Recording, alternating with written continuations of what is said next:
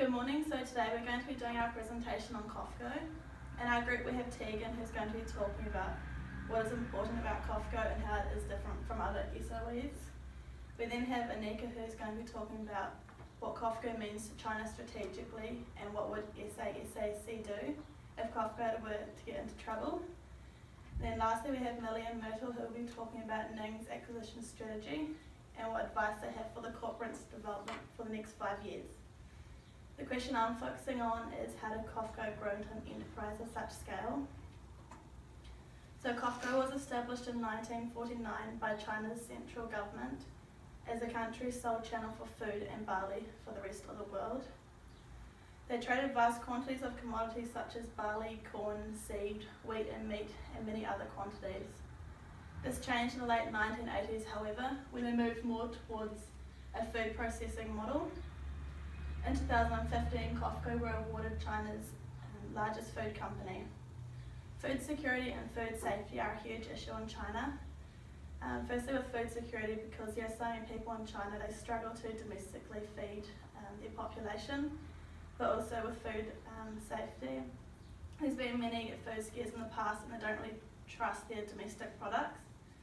So Cofco realised that for them to be successful, they had to start doing international acquisitions. So in 2011 they did their first major acquisition, which was with an Australian sugar refinery. When they did this here, they learned that they had to understand what the Australian farmers' needs were, but they also had to gain a trust with them. And from there they learned that for them to do any acquisition in the future, it was all about building a trust and having a shared vision of success. Since then, Cofco have leased out 3 million hectares of Ukrainian land and have done an acquisition with Noble and Nadera, which are 2 wheat processing companies. Chinese consumers don't generally trust their domestic product, however they do trust Cofco because of its size and history. Gaining the trust of the people has been what has led to Cofco's success in their own country. Honesty, accountability and trust are important to Chinese consumers. Back in 1949, when they were first came around, they had the monopoly for imports and exports in China, which gave them a good base to build on their international acquisitions. Also, another advantage that Cofco have is that they understand the Chinese industry. Many of their competitors are trying to enter China due to its size, but they would never have the expertise and local presence that Cofco have.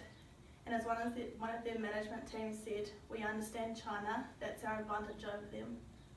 And it's with the points I've just stated which have led to Cofco being such a successful enterprise.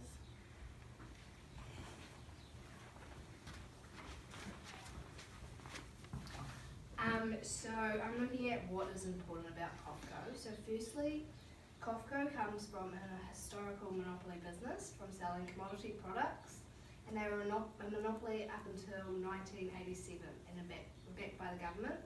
But after 1987, the government pulled away their monopoly status, and they went from being a monopoly business selling commodity products into a consumer market where they had their own brands to enable them to have competitors.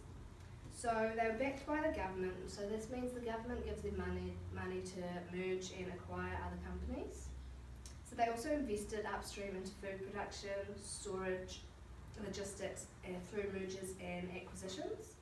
So Cofco acquired several branded consumer food products, which were small and none of them were major dominant players in the market.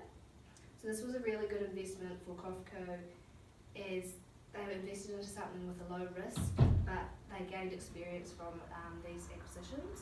So Cofco have also entered into real estate, so like hotels and resorts. So this could have caused a lot of risk to Cofco as they entered into areas that they weren't well experienced in. And entering into something like this helps them to spread the risk. So they're not just in one industry, there are many more. Another important thing about Cofco is they have a much more understanding of the Chinese markets, and since China is one of the biggest growing countries in the world, this gives Cofco a massive advantage. And also I'm looking at what is different from other state-owned enterprises. So the difference between Cofco and other state-owned enterprises is they come from a monopoly background and they've had gone into a consumer market, so they've had to adapt to the changes. And also their acquisitions embodied the shift in China's food security. So they are responsible for food stabilisation in China. So by acquiring these companies, they've ensured that the companies will always supply to China, and so that China doesn't have to worry about not having enough food to supply their country, as they're not big enough to be able to produce, well, they're too big that they can't produce enough food to feed their country, so that having these acquired companies makes sure that they're always there to be able to supply to China.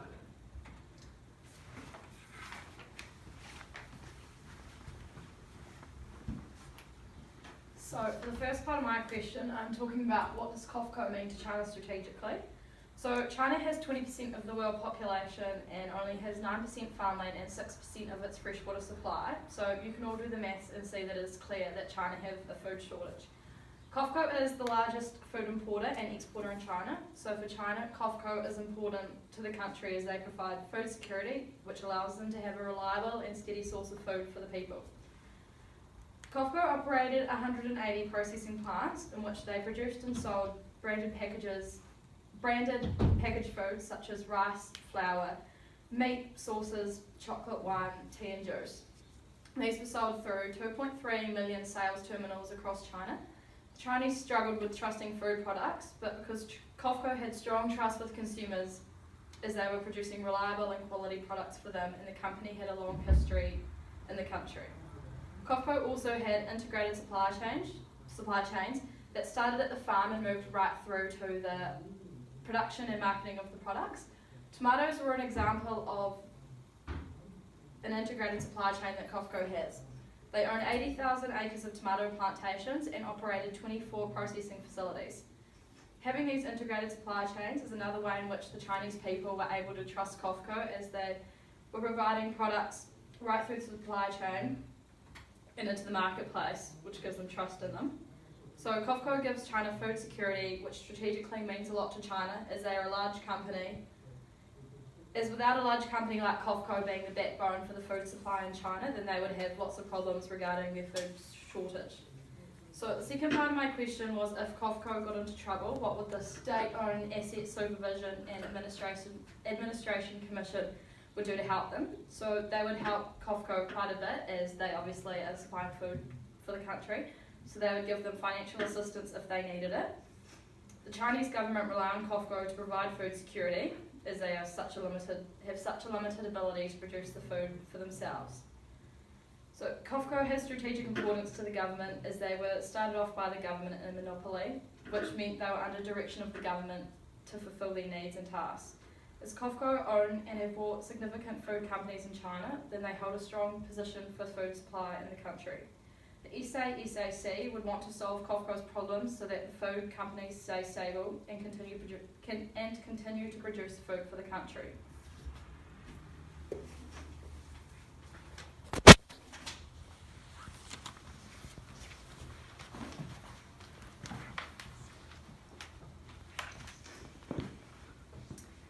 My question is, how do you evaluate Ning Gaoning's acquisition strategy? Ning Gaoning, also known as Frank, is the chairman of Cofco. He used different approaches as chairman to running the company, as opposed to traditional approaches. And the first that he used was he transformed the company to be a vertically integrated supply chain. Frank recognised that the company of Cofco wasn't running as it should be and could be improved to a higher standard. Therefore, he led a comprehensive strategic review across the whole company. From here, he decided to introduce the 6S management approach, which is also known as the 6 key management systems. The first step is business strategy, followed by overall budget, management reporting, internal audits, performance evaluations, and manager checkups. The second approach to acquisition strategy, which Frank used, was he was a sharp negotiator. Now, he used his personal strengths in order to develop the company. And